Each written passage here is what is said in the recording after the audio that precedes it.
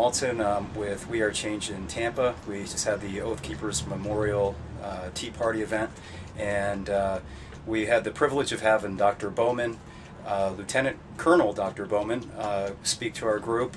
He's a Democrat, which, not that the media would be supporting this, but Democrats we're very much in alignment with the Tea Party movement. We want constitutional government, and we don't want to be pigeonholed in anything. There's two Democrats, in fact, that spoke to our group today. We have to invite everybody from all parties into this movement in order to affect change. In any case, I was hoping to speak to you and ask you a couple questions as to the events of 9/11 and generally what needs to be done in order to bring a new awareness to this and to break through the belief that that has been perpetuated by the establishment machine and the media. It's hard to reach people. They don't want to believe that their government would be involved. But ultimately, there's been false flags of events throughout America's history and other nations throughout world history, and it's just a historical fact. What is it that is the smoking gun or the smoking gun or two that lead you to believe that we should have a deeper investigation or an independent investigation into the events around 9/11? To me, the biggest smoking gun is Building 7.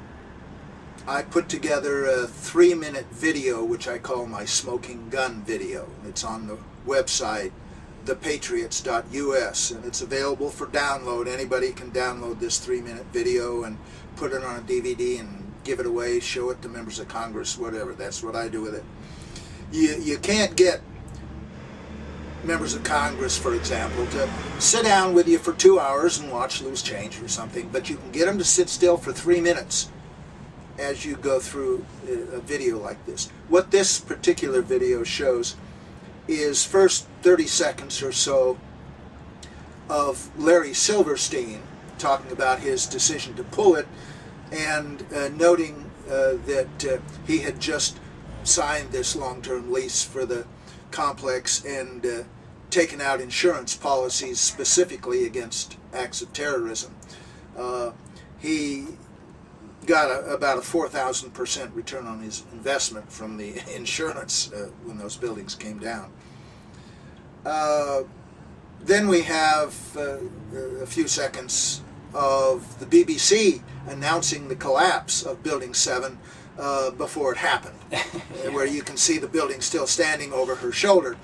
And then finally, the rest of the time is simply different views of Building 7 coming down, where it's absolutely clear it was not pancaking. Every floor stays exactly the same distance apart all the way to the ground, where there were hardly any fires visible in the whole building. And the building came down, the center first and then the outsides in. It imploded on itself into a neat little pile. Perfect, classic, controlled demolition. And so that 3-minute video is my smoking gun. However, there are a lot of other things. I think hijacked airliners do not fly around for an hour and 40 minutes without being intercepted unless our air defense system was deliberately sabotaged. Ridiculous things. Indestructible black boxes do not evaporate in the same fire from which an undamaged passport floats to the street below. You know, there was so much, the day of 9/11, watching it, that I knew that day we weren't being told the truth. There was something wrong. I don't know, who done it. Okay. What I do know is that we've been lied to massively. And if the Bush administration had nothing to hide, why were they hiding everything?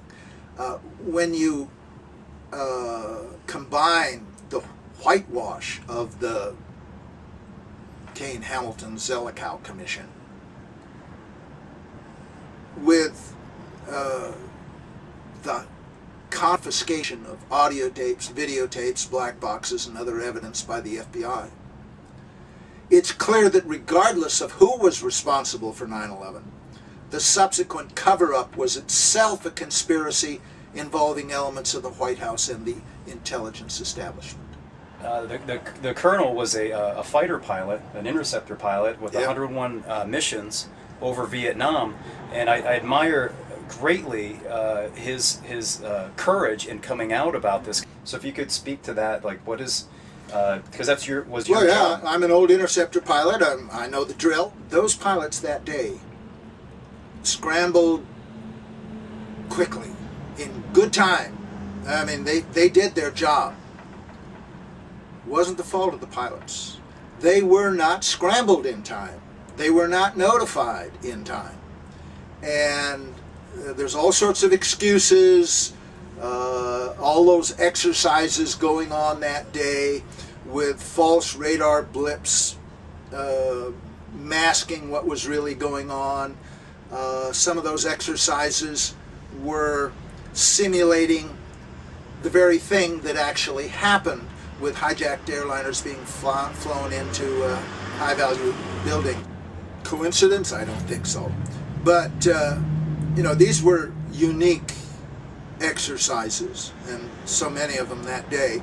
Some of those exercises had some of our interceptors who were supposed to be guarding the Northeast Corridor out over northern Canada chasing ghosts. Some of them were out over the Atlantic, supposedly after Russian bombers. And I mean, the whole thing was ridiculous. But, even with that, if they had scrambled those planes in time, they could have intercepted whatever hit those buildings before they got there. And, people often say, the government knew this was happening and they didn't do anything about it. Well, that's not true, because if our government had done nothing and just let normal procedures take place that day, those aircraft, whatever they were, would have been intercepted, and the Twin Towers would still be standing and thousands of dead Americans would still be alive. So I don't call that incompetence, I call it treason. Colonel Bowman is a member of a variety of organizations. One of the videos I'd seen is Scholars for 9/11 Truth. There's another, it's Architects and Engineers for 9/11 Truth. In addition to that, there's Pilots for 9/11 Truth. And they have a variety of pilots that speak to the impossibility of some rank amateur flying a plane into the Pentagon in the maneuver that it had to do in order for that to occur. Can you speak to that a little bit as to the massive amount of training that you need? Well, that's a good point, but I think there's an even better point. And that's that particular maneuver probably exceeded the software limits of an airliner, so that no matter how experienced the pilot was, he couldn't have performed that maneuver in an airliner. The software simply does not allow the flight controls to be operated in that manner. It's like a governor, in effect. Yeah. Personally, my best guess for what happened that day is that whatever flew into the Twin Towers were under remote control, and whatever hit the Pentagon probably as well. What hit the Twin Towers could have been airliners. I don't know. What hit the Pentagon probably could not have been an airliner. And of course, Flight 93